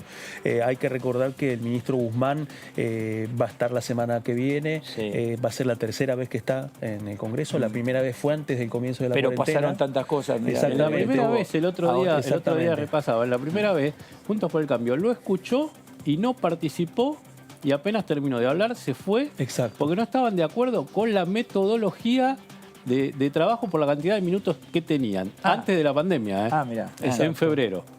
Así que ya venía de ahí el tema de que con la forma no había mucho acuerdo. Con todo lo que pasó y lo que está ocurriendo, etcétera, bueno, ahora... Y antes de la renegociación de la deuda, digamos, que aparte precisamente él había venido... Que mirá cómo se desdibujó la renegociación de la deuda. Había venido precisamente a dar explicaciones al Pleno sobre ese tema, digamos. Sí.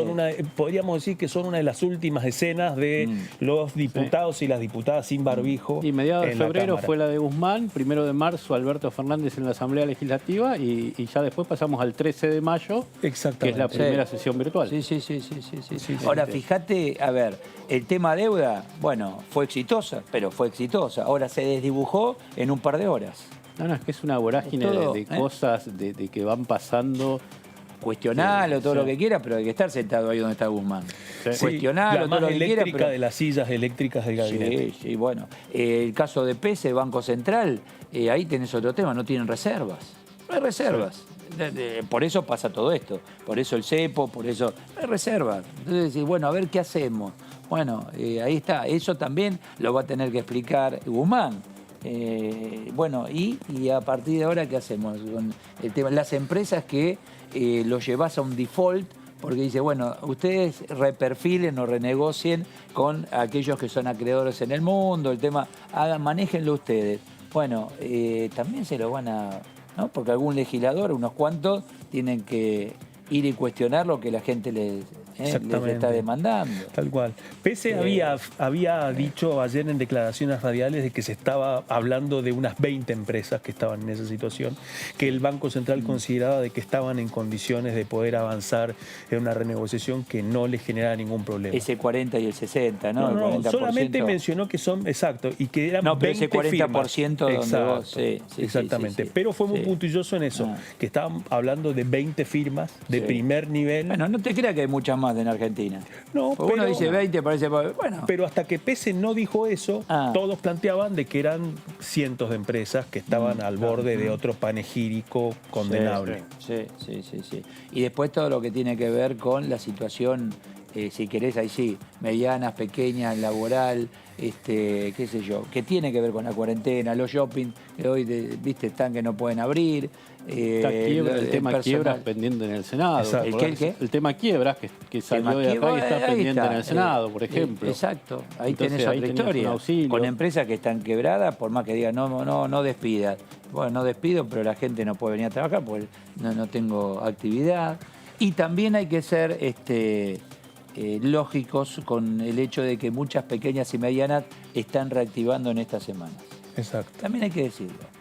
Porque si usted no tiene la posibilidad del dólar ahorro y tiene posibilidad de un ahorro, ese dinero lo va a consumir, va a llevar a consumo, arreglo en tu casa, reponer algún electrodoméstico, comprarte un celular nuevo, hacer algo. Y eso es dinero que hay algunas pequeñas y medianas que hoy te lo están reconociendo. Industrias, Dice, estoy haciendo funcionar las máquinas. Claro. Bueno, dice que quedó barato el tema construcción. Claro, teniendo los dólares. Teniendo los dólares, exactamente. Claro. Entonces esa puede ser una beta para... Y se está notando, se está notando. Entonces decir, bueno, hay reactivación en construcción, hay reactivación en algún caso de alguna industria. Bueno, eso hay que tenerlo en cuenta.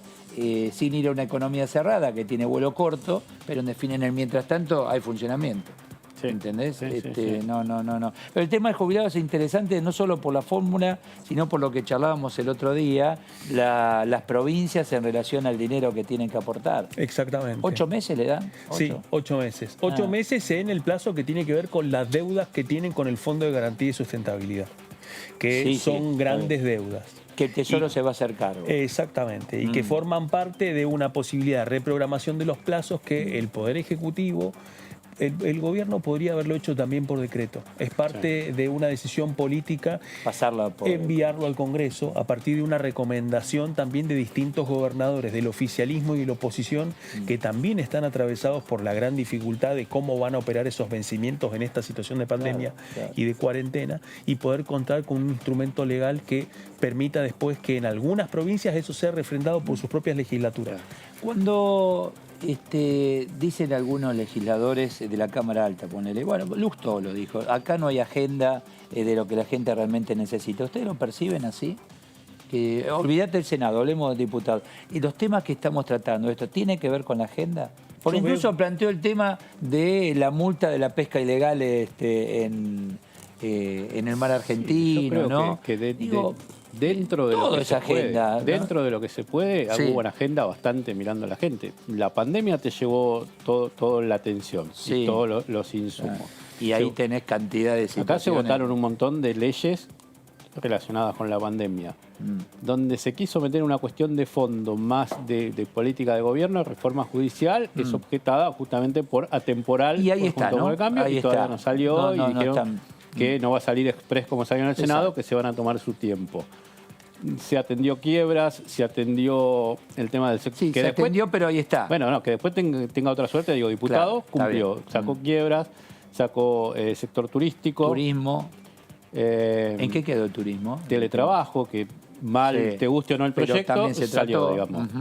El tema del acompañamiento al personal sanitario. Los primeros acompañamientos al personal sanitario, educación a distancia en una de las sesiones. Bueno, y llevó tiempo el tema del protocolo acá también, ¿no? Exactamente. A ver qué se hacía. Así es. Eso las llevó reglas tiempo. de juego, como siempre te llevan. Las reglas de juego, como siempre, te llevan más tiempo que la discusión de fondo. Tiempo, pero una vez que las tenés, en definitiva... Las tenés hasta el 20 de octubre.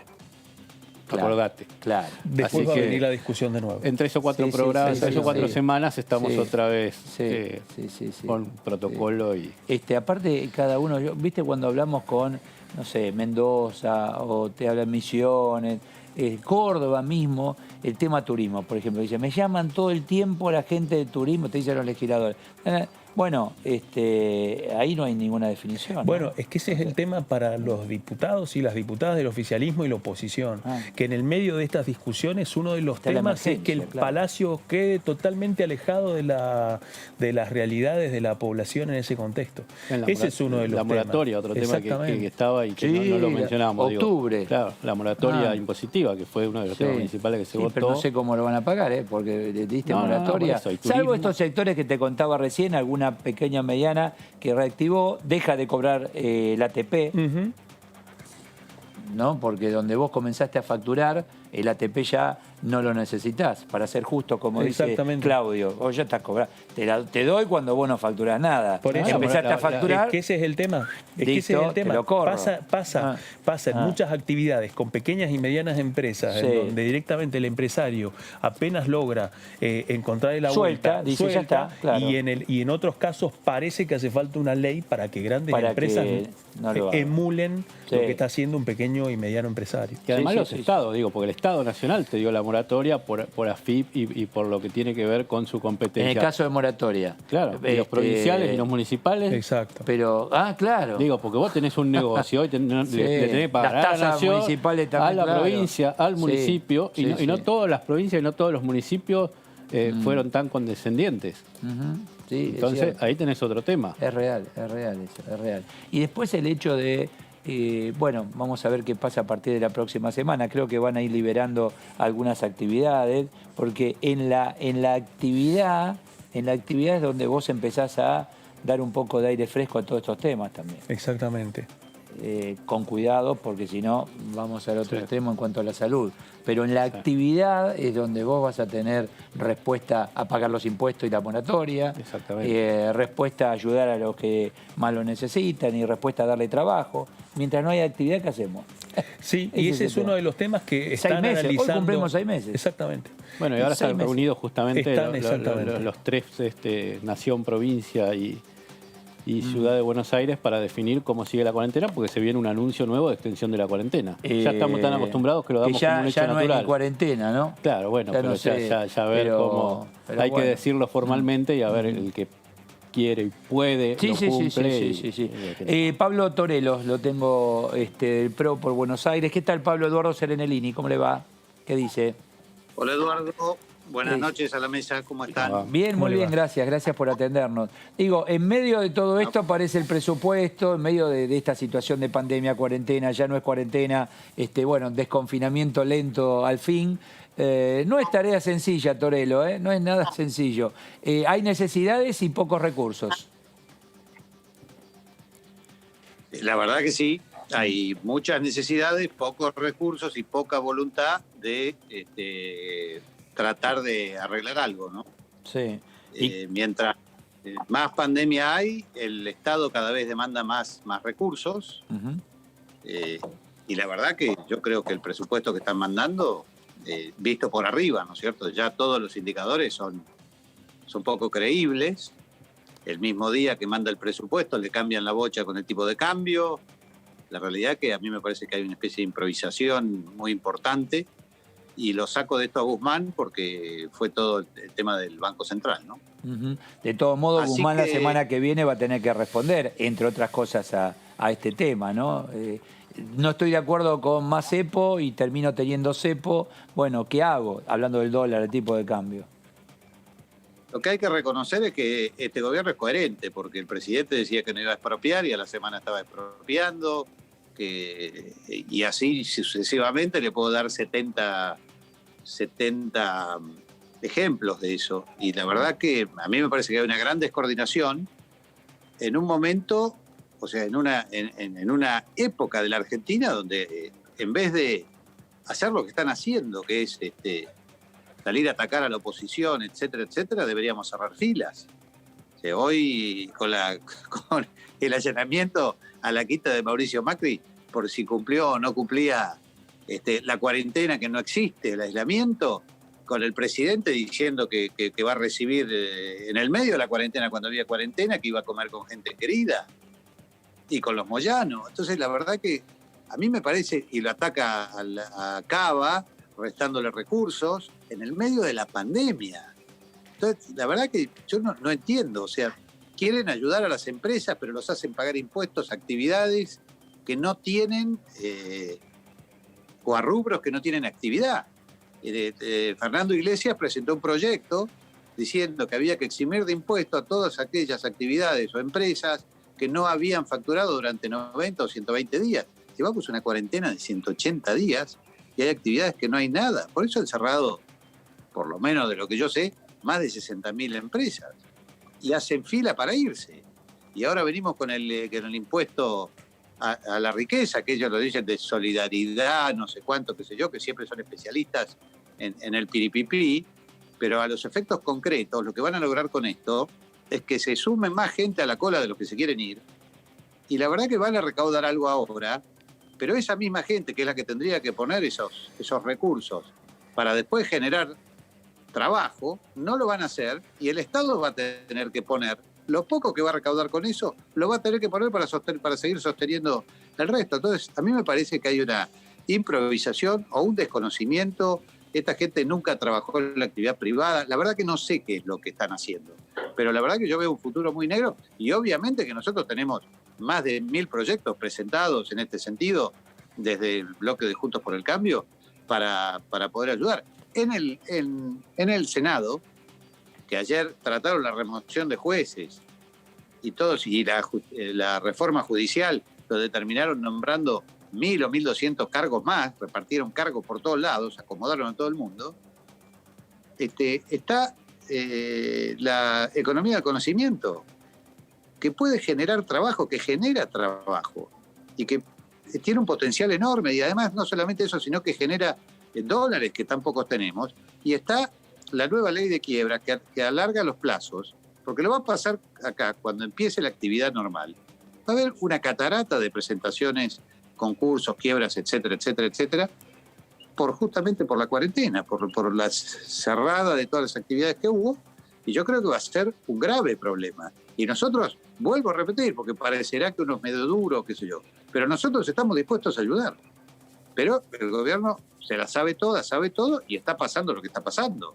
Cola, yo nunca vi que se vayan tantas empresas como se están yendo ahora. Diputado Torello, ¿cómo le va? Claudio Mardones lo saluda. Quería hacerle una pregunta teniendo en cuenta la valoración económica que hace usted de esta administración que lleva 9 meses en el gobierno. Es cierto que si bien usted no lo involucra a Guzmán en su crítica, es notable de que el Ejecutivo viene de renegociar una deuda externa en donde gran parte se multiplicó a partir de la administración del presidente Mauricio Macri. A 9 meses de este cambio de gobierno, la administración del presidente Mauricio Macri, para usted, ¿en qué se equivocó en materia económica? Buenas noches, Claudio, ¿cómo le va? Bien, bien, gracias. El tema es así. La deuda que la administración de Mauricio Macri, que nosotros tomamos, porque yo fui parte, 3/4 partes de lo que se tomó fue para pagar deuda anterior. Y el resto para un déficit del 7 por 7 puntos del producto. 7 puntos del producto en aquel momento, que eran 600.000 millones de dólares, son 42.000 millones de dólares por año. Nosotros entregamos el 1,5% de déficit. El esfuerzo lo hizo la gente y creo que nos costó la elección, porque la gente estaba muy enojada con nosotros por el tema de las tarifas y por ese tema de situaciones. La realidad es que cuando uno ve los indicadores, no fueron buenos, no hicimos bien los deberes, tuvimos varios errores. Y yo creo que nos equivocamos en diciembre del 2017 cuando cambiamos el programa. Pero independientemente de la parte técnica, después seguir con el tema en una situación que no era buena, pero bueno, con el tema del ajuste de las tarifas, la gente no lo soportó. Pero cuando uno mira el gobierno de Mauricio Macri, en el tema de la economía, del bolsillo de la gente no fue bueno. Algunas empresas no fue bueno. Pero yo reconozco también que veníamos de un país donde había una enorme cantidad de subsidios que estaban pagando los pobres, los que menos tienen, y eso es difícil de hacer entender a veces. Es muy difícil, porque la realidad es que los subsidios a la energía, el que más energía consume son los de mayor poder adquisitivo, no los de menos poder adquisitivo. Tuvimos un montón de problemas, pero también hubo un montón de cosas buenas, bajar el déficit, la transparencia, que lo primero que hizo este gobierno fue sacar las cosas electrónicas y volver al papel. O sea, nosotros hicimos un montón de cosas buenas, la infraestructura. La verdad que ayer en la Comisión de Presupuesto se quejaban de que nosotros habíamos bajado del 6,5 al 4,8 el presupuesto de educación. Pero la realidad es que los resultados con el 6,8 de presupuesto en educación fueron 1000 veces peores, porque las pruebas que tomaban los alumnos eran mucho mejores con las nuestras. Con menos y se viene el presupuesto la próxima semana. Torello, gracias, muy amable, muchísimas gracias, diputado Pablo Torello, gracias. Gracias, muy amable, gracias. Saludo a Eduardo Fernández, Frente de Todos por Córdoba. Fernández, Eduardo Serenellini, ¿cómo le va? ¿Qué dice? ¿Cómo le va, Tocayo? ¿Cómo anda? ¿Bien? Sí. Bueno. Siempre tratando de no repetir las escenas en la comisión, lo escuchaba el diputado Torello. Yo he pasado a ser integrante, como ya tenía poco trabajo, a la Comisión de Presupuesto y Hacienda. Me ha propuesto el bloque. Tengo agradecido, pero es una gran responsabilidad y hemos estado en 2 reuniones esta semana, muy importantes. Este presupuesto, a ver, porque hay algunos indicadores ahí que se van a cuestionar, como todo presupuesto, pero en principio, lo charlábamos hoy aquí, es un punto de partida para las variables que se van a ir dando a partir ya de los próximos meses, Eduardo. Pandemia de por medio. Lo que hay que tratar es lo que se propone el gobierno y que nosotros apoyamos. Por supuesto, el presupuesto va a ser tratado detalladamente y todo lo que haya que corregir o sugerir lo vamos a hacer, pero está hecho con responsabilidad en el sentido de que no vamos a la semana cambiar los supuestos macro, ¿no? Es decir, que es lo que sucedió años pasados. Yo lo escuchaba y parece que venimos del país de las maravillas y no nos dejaron el endeudamiento que condicionaba. Hoy hacemos el presupuesto luego de haber refinanciado, reperfilado la deuda contraída bajo legislación extranjera y bajo legislación nacional en moneda extranjera. Y se inició la negociación con el Fondo Monetario Internacional. Esto permite liberar partidas para poder cumplir los objetivos. El presupuesto es mandado al Parlamento y con principios claros, que no es una planilla de Excel. Todo el presupuesto está bajo los principios de estabilización macroeconómica y de sostenibilidad fiscal. Es decir, que las partidas presupuestarias, las asignaciones tienen este principio fundamental del presupuesto. Pero también se fija 5 principios estructurales, que es la forma de abordar un presupuesto, porque si uno se compromete electoralmente para realizar cuestiones que signifiquen que el trabajo y la producción sean los ejes de generación de riqueza, es evidente que tiene que la ley de leyes preservar esos objetivos. Entonces está la inclusión, el dinamismo, la estabilidad, el federalismo y la soberanía son los 5 objetivos estructurales de este presupuesto. Y después podemos hablar de los supuestos macro. El presupuesto es justamente eso, es una presunción, es una ruta de acción de un gobierno, de un poder ejecutivo, en el que el poder legislativo lo mandata para esta referencialidad que es la de ingresos y gastos del Estado.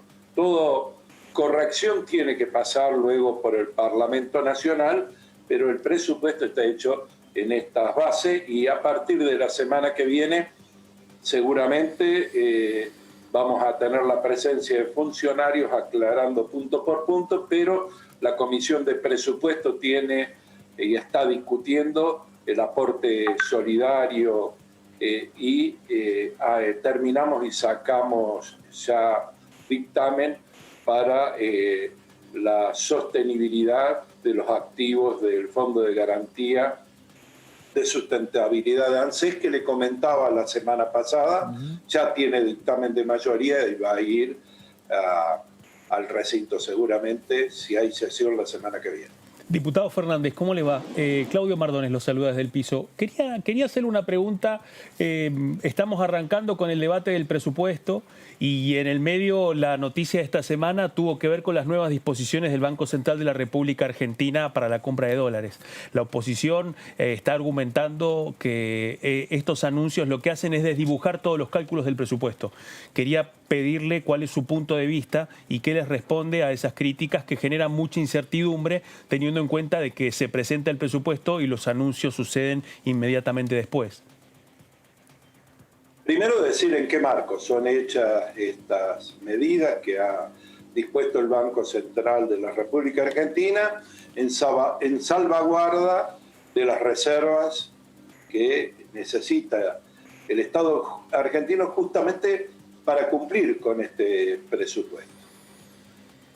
No es ninguna novedad que la Argentina tiene una restricción externa, ¿no? Esto es la falta de dólares históricos, porque sobre todo en la reprimarización de la economía y cuando han bajado los precios de los commodities, el ingreso ha sido menor que las ventas, sobre todo al exterior, las exportaciones nuestras con valor agregado. Esto determina una situación. Nosotros recibimos una situación comprometida con las reservas y veníamos ya con un cepo, es decir, con un cepo de compra de dólares que hubo que ir perfeccionando. ¿Qué es lo que ha detectado el Banco Central? Que ha habido un drenaje de divisas a través de compra de sectores que supuestamente es por ahorro, es decir, pero nadie puede estar en desacuerdo, incluso habría que haberlo tomado antes, que un ciudadano que recibe del Estado Nacional una ayuda, por ejemplo el IFE, o que está recibiendo a través del ATP una parte de su salario, vaya y haga ahorro en dólares. Y un gran número de ciudadanos no estaban en capacidad lógica de hacer esto y seguramente estaban triangulando fondos que iban a ese mercado que es el que le trata de poner precio y le llaman el mercado paralelo, pero en realidad es un mercado ilegal de divisas. Ante esto, el Estado Nacional, a través del Banco Central, ha tomado medidas. Algunos argumentaron que esto iba a perjudicar, por ejemplo, a las pequeñas y medianas empresas. No es así. El pago, una restricción de hasta 1 millón de pesos mensuales para el pago de deudas al exterior de empresas, solamente lo tienen 10 empresas argentinas, que hay que ver que lo que se compraba en tarjeta también tribute y va a ser a cuenta de los impuestos, porque generalmente de impuesto a ganancias o a patrimonio, que va a figurar como una retención a cuenta del impuesto, y que todas estas medidas tienden a garantizar de que tengamos reservas. Y esto nos interesa a los pequeños y medianos empresarios y a los ciudadanos. ¿Por qué? Porque con esas reservas se atienden las importaciones genuinas que tienen las empresas. Miren, nuestra industria tiene una gran dependencia de insumos extranjeros, sea desde la industria automotriz, la industria electrónica, nuestras heladeras, las líneas blancas. Yo les puedo detallar punto por punto cómo hay necesidad. Esos sectores van a seguir teniendo importaciones con precios del dólar oficial. Lo que se trata justamente es coherente con el presupuesto. No es para nada una medida ni un enfrentamiento entre el Banco Central o el Ministerio de Economía, ni va a traer, ni es justificativo para aumento de precios. ¿Qué es lo que pasa? Y seguramente por eso el ministro insiste, hay que tranquilizar la economía, hay que normalizarla. Y eso no está. Eso no está, sería un error decir que está.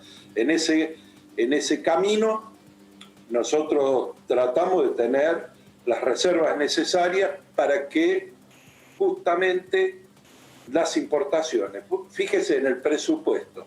El presupuesto prevé un crecimiento de las exportaciones del 10,2%. Es decir, con una base real, ¿no? Pero en importaciones el incremento va a ser el 16,3%. ¿Por qué? Porque se reactiva la industria, que necesita insumos. Nosotros cada vez que se reactiva la industria, se incrementan las importaciones de bienes intermedios o de insumos básicos. Está claro, Eduardo. Tengo que cerrar el programa. Es muy interesante, la verdad que y lo ha explicado muy bien. Y fundamentalmente el tema del sector de la pequeña y mediana empresa en cuanto a las importaciones. Eduardo, seguimos en otro momento. Muy amable, que tenga buenas noches. Sí, disculpe la extensión, pero justamente el presupuesto y la economía necesita a veces explicarle para no llevarse con los titulares de los diarios. Está muy bien. Gracias. Que tenga buenas noches. Muchas gracias. Gracias, Claudio. Un placer. Gracias. Chau, Leo. Gracias, Eduardo. Gracias a todos. Que lo pasen muy bien. Que tenga buenas noches. Chau, chau.